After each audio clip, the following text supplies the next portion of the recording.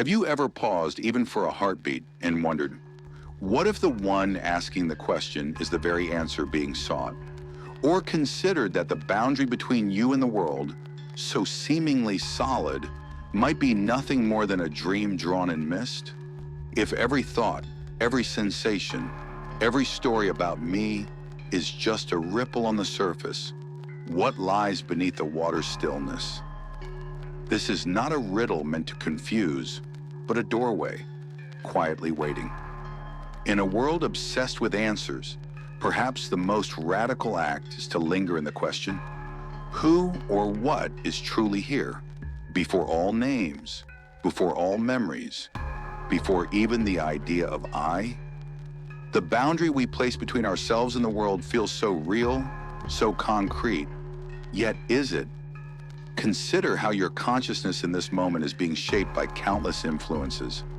The words on this page, memories of past experiences, hopes for tomorrow, cultural conditioning that reaches back generations. The self you think you are, is it truly separate from all it perceives? Or is this separation merely a convenient illusion? Think of a wave in the ocean, believing itself to be distinct from all other waves, forgetting that it is, in essence, water, inseparable from the ocean itself. The wave rises, has its moment, then returns to the vast expanse from which it came. Was it ever truly separate, or was its apparent individuality simply a temporary form taken by the undivided whole? Let this mystery settle in your chest, not as a puzzle to be solved, but as a living invitation. The oracle within you whispers, the truth you seek is not hidden in distant lands or ancient texts. It is closer than your breath, more intimate than your heartbeat. Are you willing to look?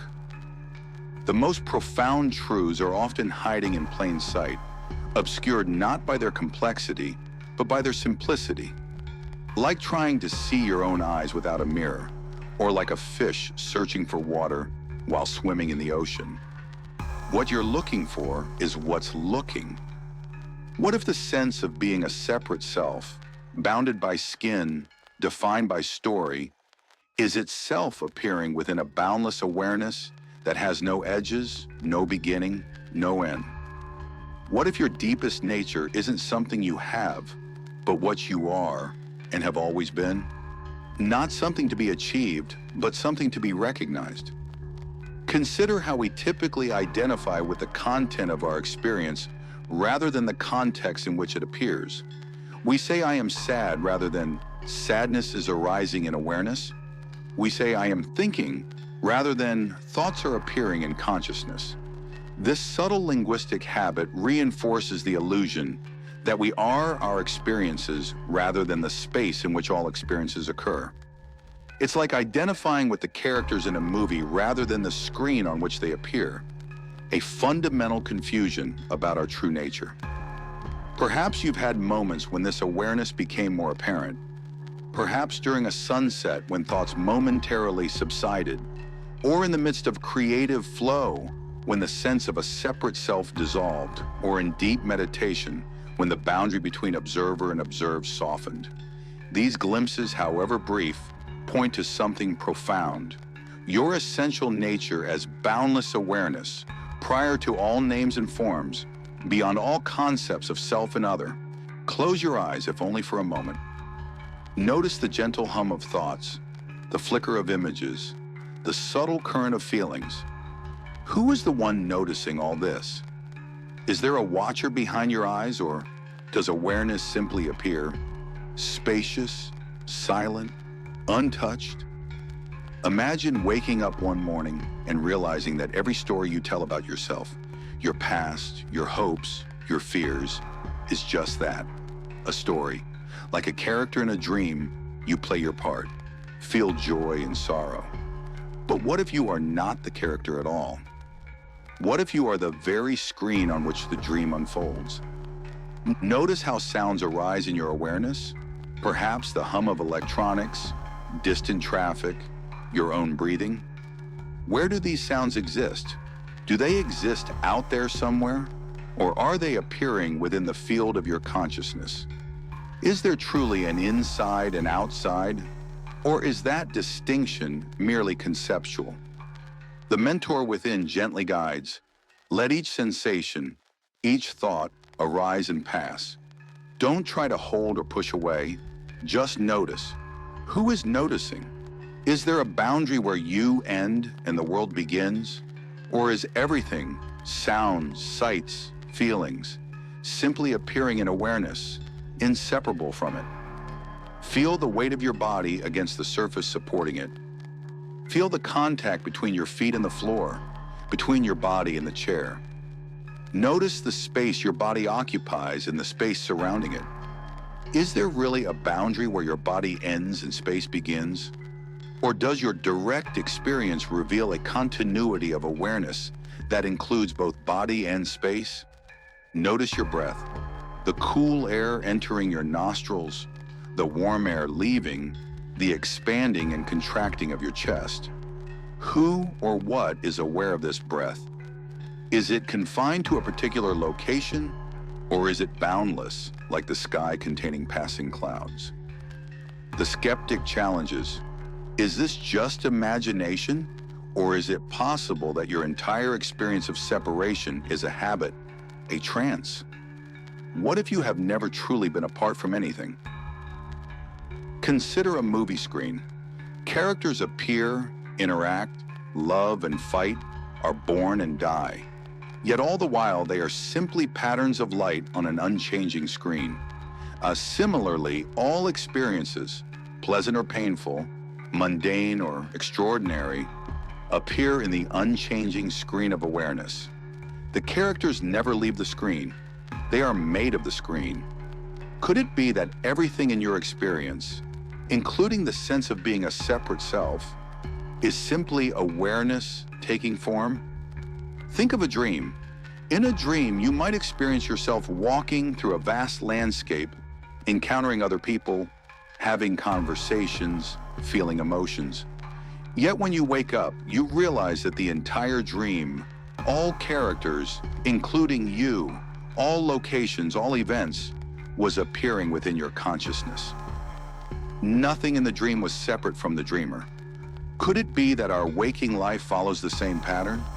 That we are not separate beings in a world, but the aware space in which the entire world appears? This recognition isn't theoretical, but experiential. It's not about adopting a new belief, but about seeing through the beliefs that create the illusion of separation.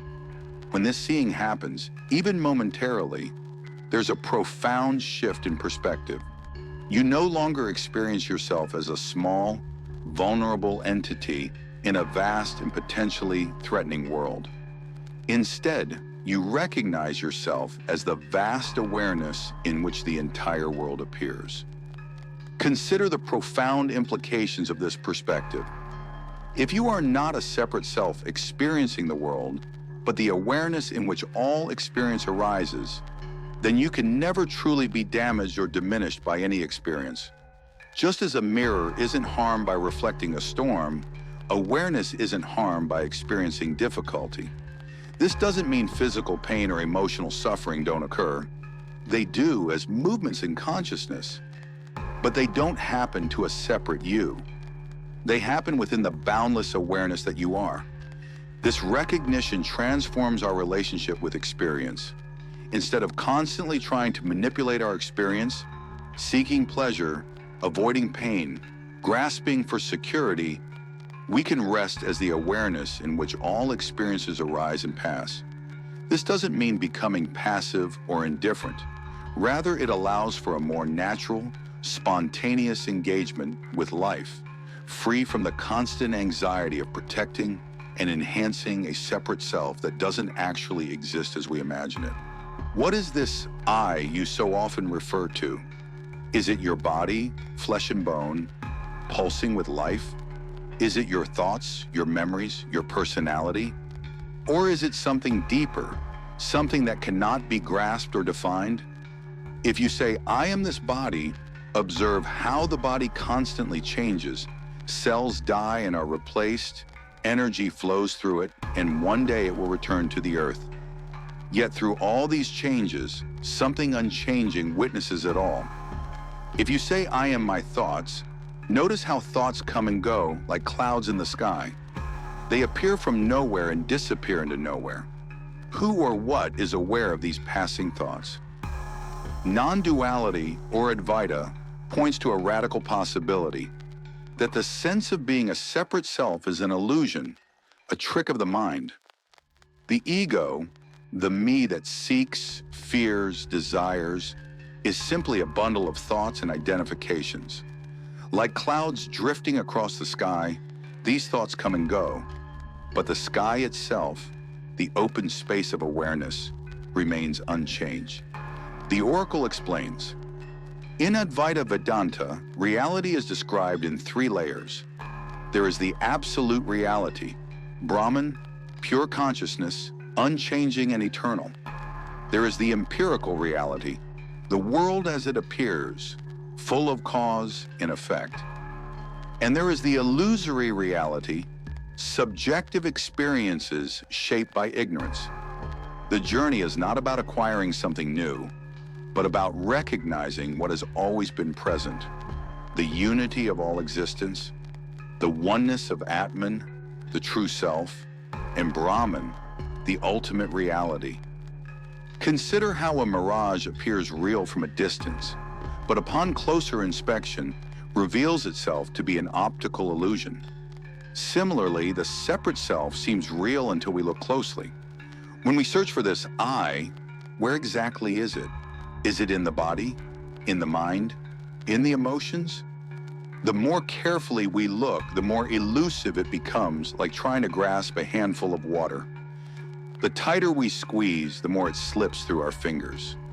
The challenger asks, if you observe closely, is there ever a moment when awareness is absent?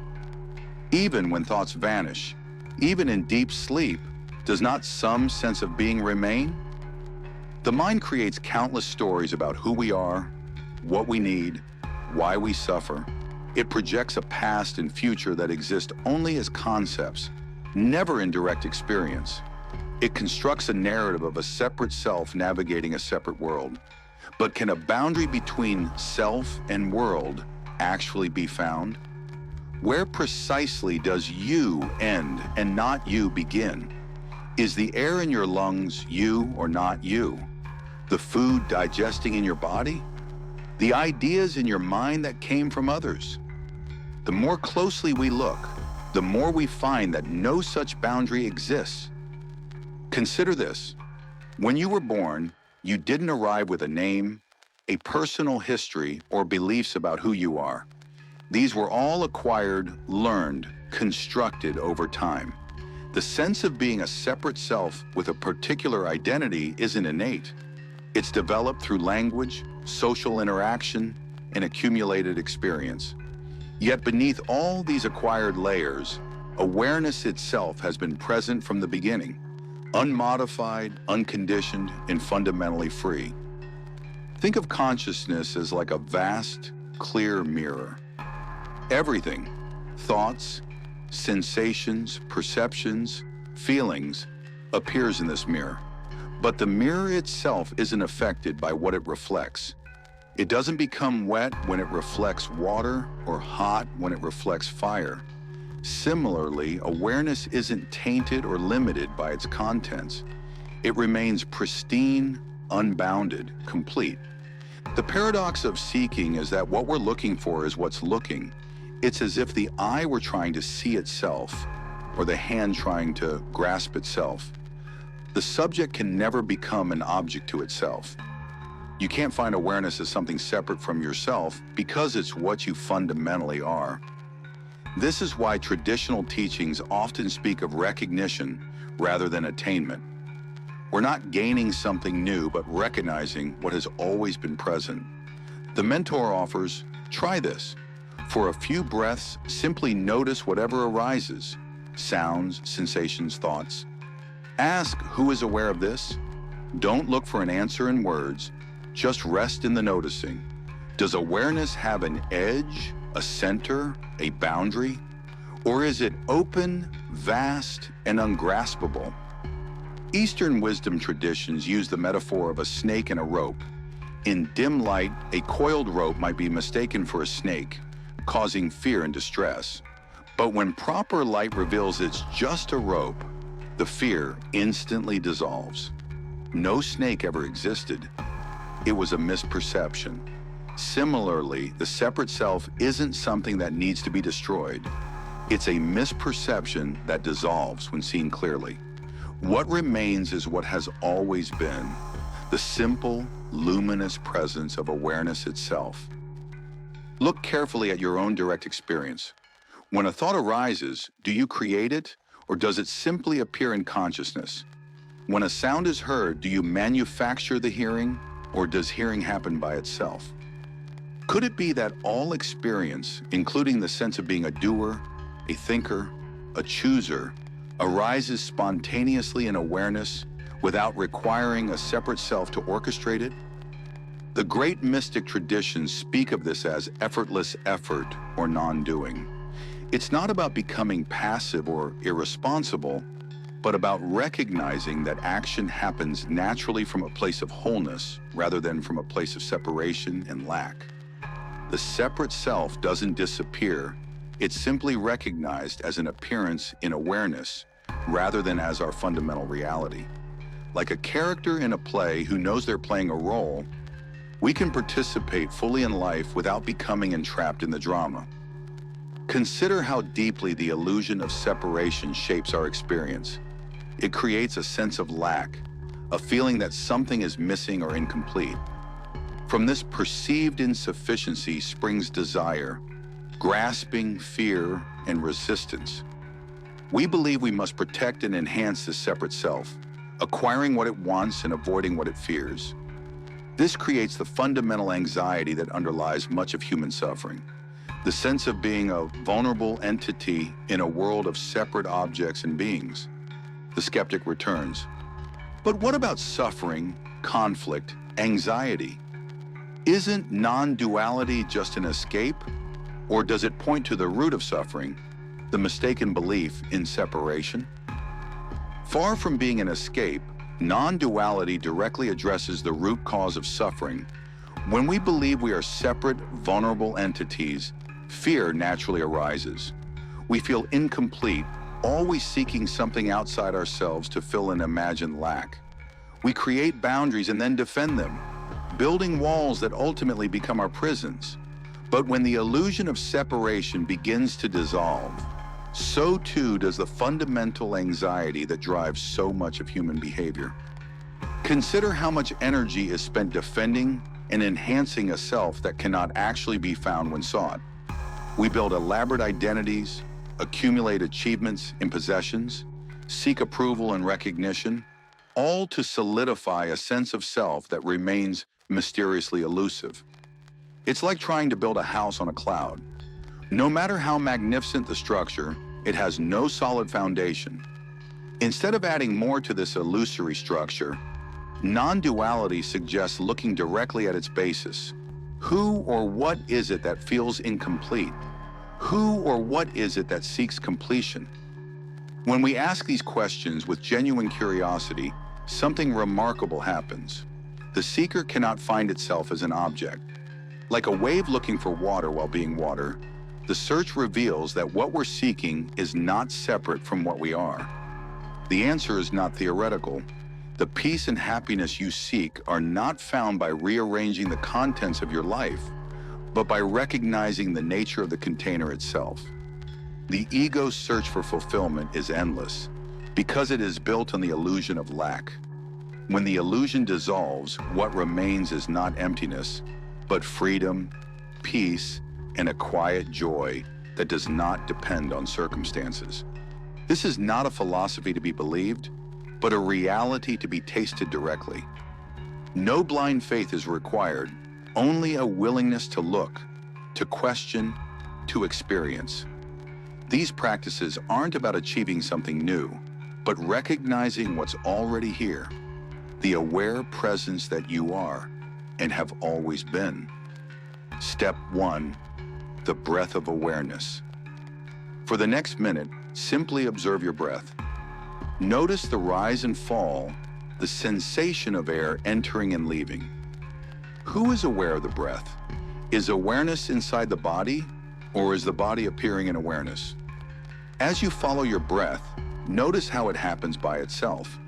You don't need to do the breathing, it breathes itself. Similarly, awareness is not something you do or create. It's what you fundamentally are, the natural state that's present before any effort. Rest in this effortless awareness, allowing the breath to be as it is, neither controlling nor modifying it. Notice that your awareness of the breath doesn't come and go like the breath itself. The breath has pauses, but awareness has no pauses.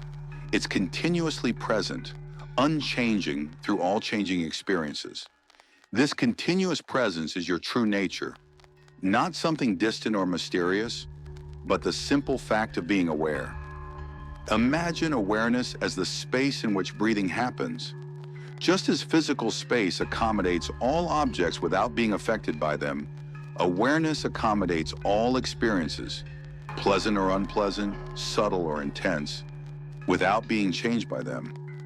The breath moves through awareness like a bird flying through the sky, leaving no trace.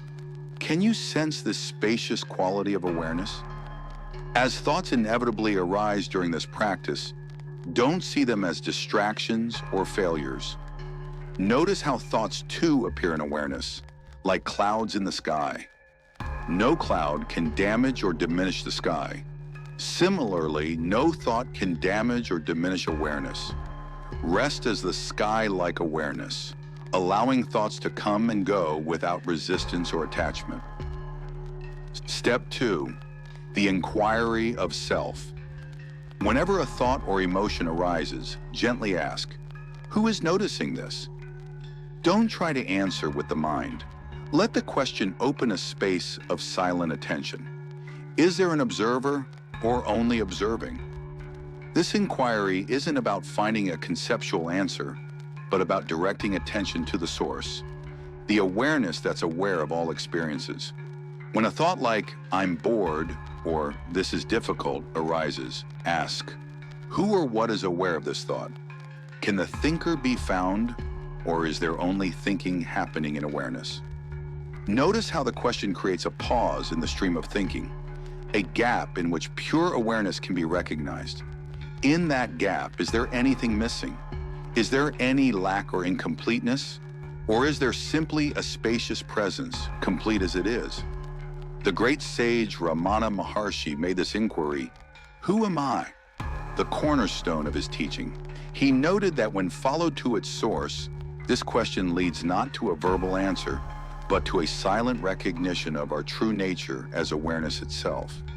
The question acts like a sword, cutting through layers of identification until only the pure subject, awareness, remains. When practicing this inquiry, notice the tendency of the mind to provide conceptual answers. I am a human being. I am awareness. I am consciousness. Don't settle for these answers, however profound they seem. Instead, direct the question to the actual experience of being aware right now. Who or what is aware of these words, these sensations, these sounds? Can that which is aware be found as an object? Or is it the very subject, the knowing presence in which all objects appear? Step 3, the collapse of boundaries. Look around you. Where is the line between inside and outside? Where does your experience of the world end and you begin? Is it possible that all experience, sounds, sights, sensations, is simply arising in awareness, undivided? Consider how everything you perceive, the words on this page, sounds in your environment, sensations in your body, all appear within your consciousness. You never experience anything outside of consciousness. Could it be that consciousness isn't confined to your body, but is the very field in which all experience appears? Notice how the boundary between self and world exists only in concept, not in direct experience. In immediate experiencing, there's simply seeing, hearing, feeling, a seamless field of awareness in which no actual division can be found. Rest in this boundless awareness prior to all divisions. Try this experiment. As you look at an object in your environment, perhaps a tree, a building, or a piece of furniture, notice that both the object and the seeing of it appear in the same field of awareness. The traditional subject-object relationship suggests that there's a seer over here seeing an object over there. But in direct experience, both the seeing and the seen arise together in awareness. There's no distance between the perceiver and the perceived. They're two aspects of the same perceptual event appearing in consciousness. Similarly, when listening to sounds, notice that there isn't a separate listener hearing sounds out there.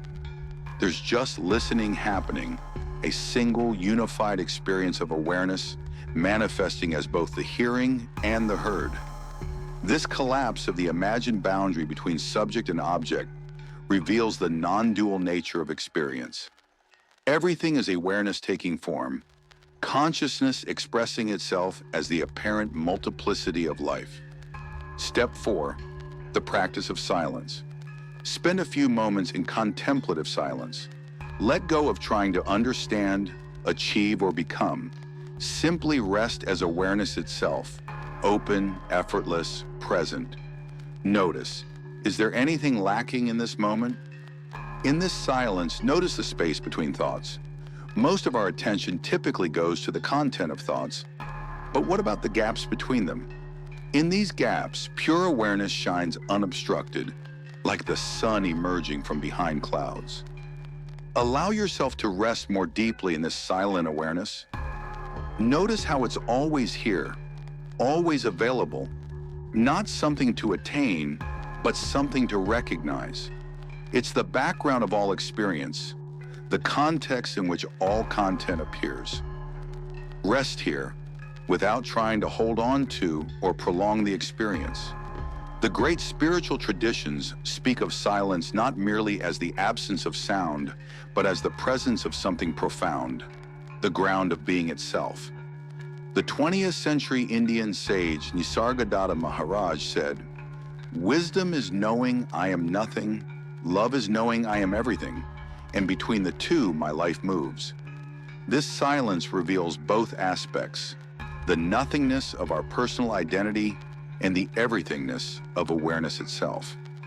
Notice how this silence isn't empty or void, but full and vibrant with potential. It's not a dead absence, but a living presence.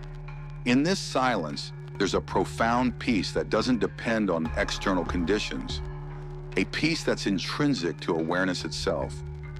Can you taste this peace, which is your own true nature? As you practice, you may notice that there's nothing to achieve, nowhere to go. The freedom and peace you seek aren't found through effort or striving, but through recognition and allowing. Everything required for awakening is already present in this very moment. The separate self doesn't become enlightened. Rather, enlightenment is the recognition that the separate self was never more than an appearance in the light of awareness that you already are. Step 5, the embodiment of presence. While awareness isn't limited to the body can be a powerful gateway to presence. Begin by feeling the aliveness within your hands. Don't think about your hands. Feel them from within. Notice the subtle tingling, warmth, or energy that indicates life presence. Gradually extend this awareness to your arms, shoulders, chest, abdomen, pelvis, legs, and feet, until you're sensing the entire body as a field of living presence. From this embodied awareness, notice that the boundary between inside and outside begins to soften. The skin doesn't separate you from the world. It connects you to it. Sounds, sights, and sensations all appear within the same field of awareness. The body isn't something you have or something you are. It's an experience arising in the awareness that you are. As you move through your day, return frequently to this embodied presence. Notice how it transforms ordinary activities. Walking becomes a dance, eating becomes a communion, touching becomes a revelation. When awareness permeates the body, every movement and sensation becomes an expression of the sacred, the eternal made manifest in form. Try this now. Feel the weight of your body against the surface supporting it. Feel the contact between your feet and the floor, between your body and the chair. Notice the space your body occupies and the space surrounding it. Is there really a boundary where your body ends and space begins? Or does your direct experience reveal a continuity of awareness that includes both body and space? This embodied approach is particularly valuable in our culture, which tends to overemphasize the conceptual mind while disconnecting from bodily wisdom. By bringing awareness into the body, we counteract this imbalance and discover that the body itself is a field of intelligence, an expression of consciousness and form. Far from being an obstacle to spiritual recognition, the body can be its most immediate vehicle. These practices are not about achieving a special state or escaping reality. They are invitations to see what is always already true, that awareness is the ground of all experience, and that the sense of separation is a passing wave on its surface. Through patient, gentle inquiry, the illusion of separation naturally begins to dissolve, revealing the boundless, peaceful awareness that is our true nature. Non-duality is not a retreat from life, but a deeper participation in it. When the illusion of separation softens, empathy and compassion arise naturally. You see yourself in others and others in yourself. Conflicts lose their sting because the other is no longer truly other. This understanding transforms everyday experiences. Washing dishes is no longer a chore to get through, but an immersion in sensation.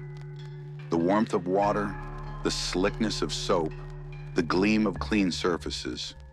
Walking becomes a dance of awareness moving through the world. Conversations become encounters between awareness and itself, speaking and listening through different forms. Emotions still arise, but there are no longer personal problems to solve. They're movements in awareness, like waves on the ocean. You can feel anger, fear, or sadness completely without being defined by them. They flow through you rather than becoming you. This doesn't mean emotional detachment or suppression. Quite the opposite. It means feeling emotions more fully because you're no longer afraid of being overwhelmed by them. Consider how identification with emotions creates suffering. When you say, "I am angry," you become the anger, leaving no space between yourself and the emotion. But when you recognize anger is arising in awareness, you experience the emotion fully while remaining rooted in the spacious presence that contains it. This subtle shift, from being emotions to witnessing them arising in awareness, creates a profound freedom in emotional life. The mentor encourages, let this insight inform your daily living. When anxiety or anger arises, notice it as a movement in awareness, not as a threat to your existence.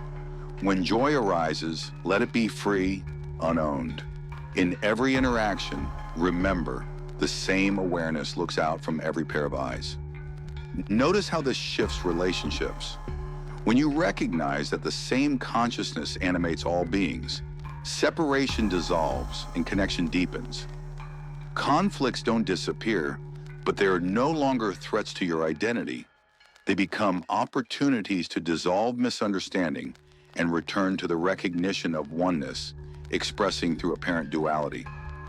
This perspective transforms how we see others. Rather than evaluating people based on how they affect our separate self, whether they please or threaten us, we begin to recognize them as expressions of the same awareness manifesting in different forms. This doesn't mean ignoring harmful behavior.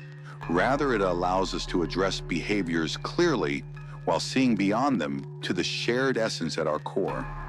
The Zen tradition speaks of everyday mind as the ultimate expression of awakening. This isn't about extraordinary experiences or special states, but about bringing the recognition of our true nature into ordinary activities, eating, working, relating, resting. When awareness permeates daily life, The mundane becomes sacred, not because it's transformed into something else, but because its true nature is recognized. Consider how this understanding transforms our relationship with challenges and difficulties. From the perspective of a separate self, problems appear as threats to be eliminated or obstacles to happiness. But from the perspective of awareness, these same challenges are seen as movements within consciousness, neither defining you nor separate from you. This recognition doesn't eliminate the practical aspects of dealing with problems, but it removes the additional layer of psychological suffering that comes from resistance and identification. The mind will still plan, analyze, and solve problems. That's its function. But you no longer confuse these activities with your identity. They happen within you, awareness, but they are not you. Like a vast sky containing all weather, you contain all experiences without being defined by any of them. This recognition brings a profound relaxation. You no longer need to micromanage every aspect of life because you trust the intelligence that orchestrates the entire universe. Decision-making transforms. Rather than endless mental deliberation, choices flow more naturally from present awareness.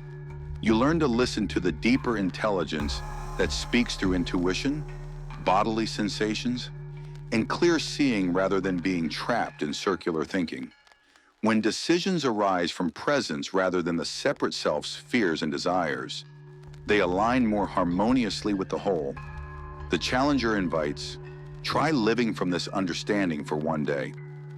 Notice what changes, not in the world, but in your relationship to it. If nothing shifts, you lose nothing. But if even a glimpse of truth appears, it may quietly transform the way you see everything.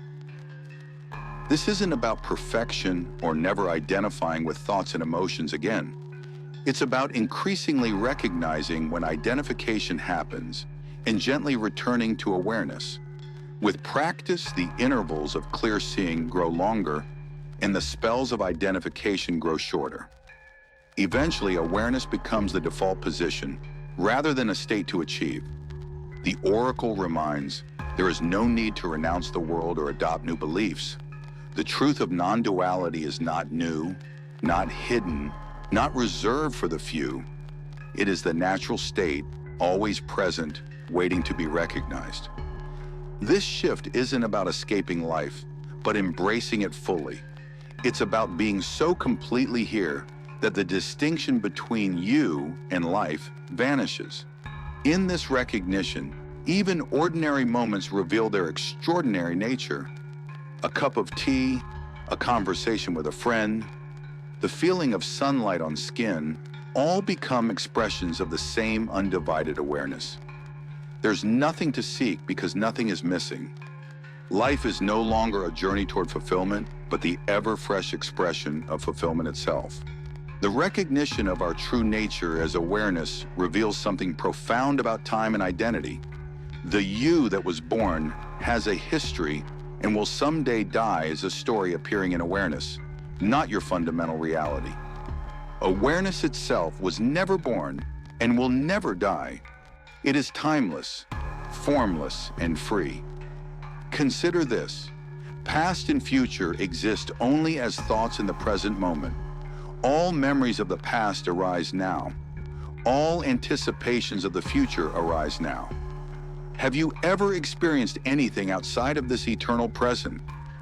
Even when remembering something from decades ago, the remembering itself happens now. Even when planning for years ahead, the planning happens now. This now isn't a point moving along a timeline. It's the timeless awareness in which the concept of time itself appears. The great spiritual traditions speak of this as the eternal present, the timeless now that underlies all temporal experience. It's not a philosophical concept, but a direct recognition of the nature of consciousness. When you look deeply into your experience, you discover that you've never left this moment. The past exists only as memory, the future only as imagination, both appearing in the timeless awareness that you are. When this is directly experienced, not just intellectually understood, time loses its grip. What remains is an eternal now in which all of life unfolds. This recognition doesn't make you irresponsible or unable to function in time. It liberates you from psychological time while still allowing you to use clock time as a practical tool. Similarly, personal identity, the sense of being a separate self with a particular name, form, and history, is revealed as a construction rather than an ultimate reality. Like a character in a novel, the personal self has a certain validity on its own level, but it's ultimately an appearance in something more fundamental, the awareness in which all experience arises. This doesn't mean the personal self should be rejected or transcended. It means it's recognized as a temporary expression of awareness rather than your fundamental identity. The Buddha pointed to this when he taught anatta, or no self, not the nihilistic denial of experience, but the recognition that what we take to be a solid, separate, continuous self is actually a process, a flow, a dynamic expression of a deeper reality. Similarly, the Christian mystic Meister Eckhart spoke of letting go of God for the sake of God, releasing our conceptual understanding to directly encounter the ineffable reality beyond all names and forms. From this timeless perspective, you're free from the burden of becoming.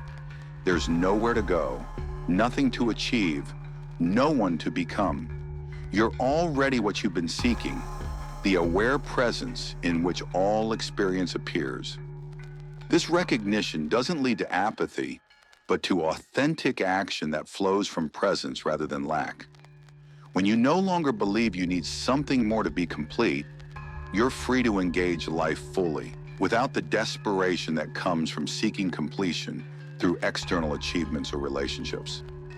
This freedom from time and identity reveals the sacred dimension of existence, not as something separate from ordinary life, but as the hidden essence of every moment. The eternal now isn't elsewhere. It's this moment, experienced without the filter of conceptual thinking. It's the simple miracle of being aware, prior to all stories about who you are and what life should be. As you continue this exploration, remember that what you're seeking is what's seeking. The awareness reading these words is the awareness that wrote them. There is only one consciousness, appearing as the multiplicity of forms and experiences. This isn't a metaphysical belief, but a direct recognition that becomes increasingly clear as the illusion of separation dissolves. The paradox is that what appears as many is actually the expression of the one, and the one only exists as the many.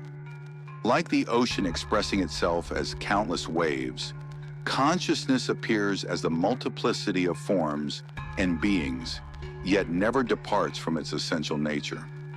This recognition transforms our relationship with death. From the perspective of awareness, death is not an end, but a transformation, like a wave returning to the ocean. What dies is not awareness itself, but a particular expression of awareness, a temporary form. The formless essence remains untouched, just as the ocean remains when a wave subsides. This doesn't dismiss the very real human grief we feel at loss, but it places that grief within a larger context of understanding. Consider this analogy. When you dream at night, you might experience joy, fear, adventure, or loss. Characters in your dream are born and die. Yet when you wake up, you realize that nothing actually happened. It was all an appearance in consciousness. Similarly, from the absolute perspective, the waking world too is an appearance in consciousness. Real on its own level, but ultimately not separate from the awareness in which it appears. In this timeless space of pure awareness, you discover a profound peace that doesn't depend on circumstances. This isn't a peace that comes and goes with changing conditions, but the peace of recognizing your true nature as the unchanging awareness in which all conditions arise. It's not something that needs to be created or achieved, but something that's revealed when the agitation of seeking subsides. If you have ever sensed, even fleetingly, the presence of pure awareness, the peace that is not dependent on circumstances, the freedom that is not earned. Share your experience. Your words may be the lantern that lights another's path. This recognition of our true nature isn't meant to be kept private or hidden. It's meant to be lived, shared, and expressed through our unique human form.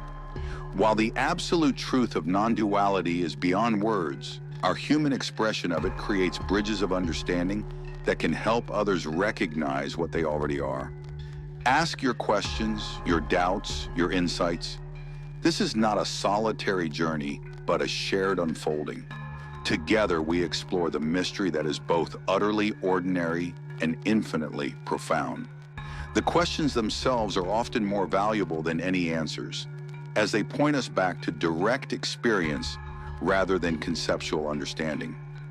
Try these practices over the next 24 hours. Notice what arises. If you wish, return and share your reflections. In this space, there are no teachers and no students, only the direct recognition of what has always been. The journey of awakening isn't hierarchical but circular. We're all at different points on the same circle, ultimately returning to what we never actually left. This is not a secret, not a technique, not a promise of transformation. It is the simple, radical seeing of what is. The truth is not far away. It is what you are, here and now. The more deeply you recognize this, the more naturally it expresses through your life, as presence, compassion, creativity, and joy. The journey of recognition may have peaks and valleys. Sometimes awareness will seem crystal clear, other times obscured by identification with thoughts and emotions. This too is part of the path. Each return to awareness, each recognition of the illusion of separation, strengthens our capacity to rest as what we truly are. You are not required to believe anything I say. Instead, look for yourself. The path is not about becoming something new, but about recognizing what has always been present. Pure awareness, indivisible, unchanging, free. Let the journey continue. The question remains alive. Who are you really when all stories fall silent? And is there perhaps only this? Boundless, silent, aware? In the end, these words are merely fingers pointing to the moon. Don't mistake the finger for the moon itself. Look where it's pointing, to the aware presence that you already are. The invitation is always open, to recognize, to remember, to return to the truth of what you are. Not tomorrow, not after more practice or preparation, but now, in this very moment of awareness, which is the only moment there ever is. The door is unlocked. The path is clear. The truth awaits your recognition, not as something distant, but as the very awareness with which you're reading these words.